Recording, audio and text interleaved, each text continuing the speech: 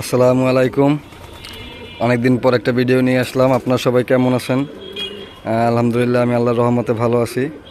তো দেখতে দেখতে ব্রিডিং সিজন শেষ। তো 17টা বাচ্চা নিতে সক্ষম হয়েছে কবুতরগুলি, আলহামদুলিল্লাহ। তো এইখানে আছে 14টা, আর এই যে একটা আজকে বের হয়ে গেছে, তার জন্য খুব চিন্তিত আমি যে সে বাসায় কি ব্যাক করতে পারবে কিনা। পারবে ইনশাল্লাহ, এই তো। কিন্তু ট্র্যাপিংটা তো শিখাইতে পারিনি, ছুটতে গেছে আসলে। এই যে আমার কবুতরগুলো মাশাল্লাহ দেখতে দেখতে বড় হয়ে গেছে। এখানে 14 পিস, ওই বাইরে 1 পিস 15। আর এই যে এদেরকে আলাদা করে দেব, এইখানে আলাদা করে দিছি। এই যে নরগুলো আলাদা আছে, এই যে 2 পিস বাচ্চা আছে, এই 1 পিস। এদের বাবাটা ফার্স্ট হয়েছিল আগের বার, আর সেম রেসেই এই মাদিটা থার্ড হয়েছিল। তো একটা রেসে আমি ফার্স্ট আর থার্ড হয়েছিলাম। তো ওদের বাচ্চা এই যে এই 2টা, আরও 4টা আছে মাশাল্লাহ ওদের বাচ্চা।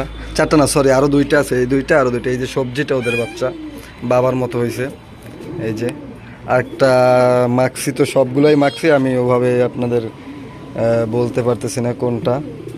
এই যে এইটা। তো এখানে সবগুলা বাচ্চারই ব্লাড লাইন মোটামুটি ভালো আছে। এখন রেসে যদি কিছু না করতে পারে তাহলে তো আর লাভ নেই। তো ওইভাবে এজন্য আমি আমার ওই যে ব্রিডিং পেয়ারের মানে ব্রিডিংয়ের ব্লাড লাইন এগুলো আমি শো করতেছি না। আমি আসলে রেসের পরেই সব কিছু শেয়ার করব। রেস যদি ভালো হয় দেন, খারাপ হলেও আপনারা জানবেন, ভালো হলেও আপনারা জানবেন।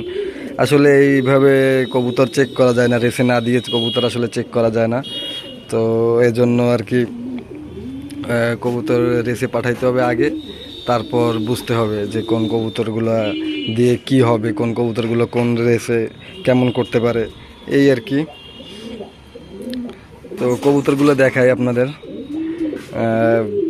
এগুলো আপনারা যখন দেখছেন লাস্ট, তখন একেবারে বাচ্চা ছিল, এখন বোঝাই যায় না। এই যে উড়ছে, বুঝছেন, উড়ার পরে এখন পর্যন্ত খাবার টাবার দেই নেই এইখানে।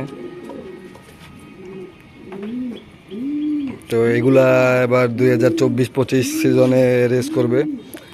আপনারা সকলে দোয়া করবেন আমার এই কবুতরগুলোর জন্য, এবং প্রত্যেকের কবুতরগুলোর জন্য দোয়া থাকবে আমার পক্ষ থেকে। ছোট্ট একটা ভিডিও শেষ করছি।